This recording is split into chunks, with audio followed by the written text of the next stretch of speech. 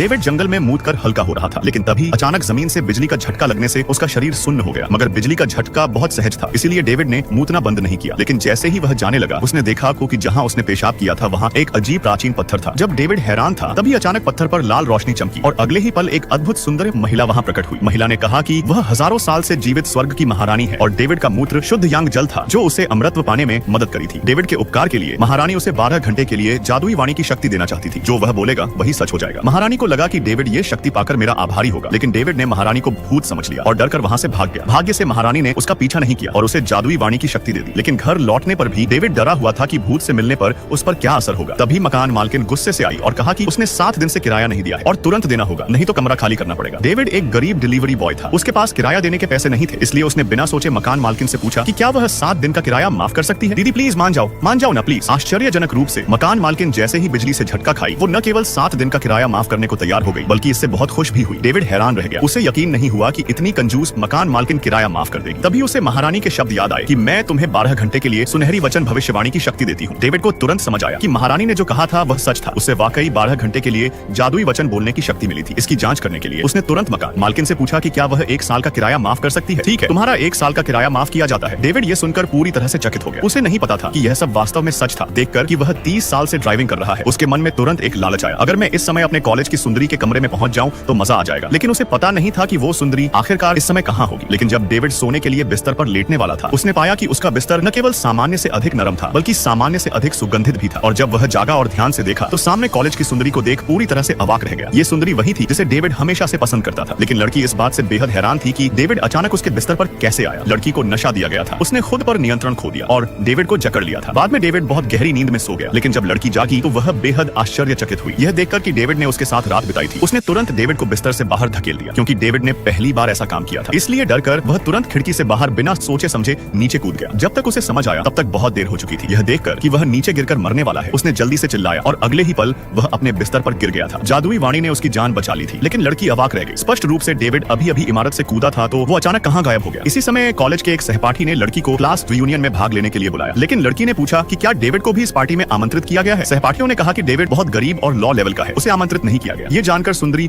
खुद डेविड को लेकर विश्वविद्यालय के रियूनियन में आती है, क्योंकि डेविड ने डिलीवरी वाले कपड़े पहने थे। सभी सहपाठियों ने उसे नीची नजर से देखा। एक महिला सहपाठी ने कहा कि डेविड कुत्ते जैसा जीवन जीता है, बिल्कुल शर्मनाक बात है। ये सुनकर डेविड क्रोधित हो गया है और जादुई वाणी करी कि महिला कुत्ते की तरह भौंकने लग जाए। और तभी वह महिला भौंकने लगी। उसे पता नहीं था कि डेविड के पास जादुई वाणी की शक्ति है। लड़की को भौंकता देख सब हैरान थे कि आखिर वो डेविड की बात क्यों मान रही है।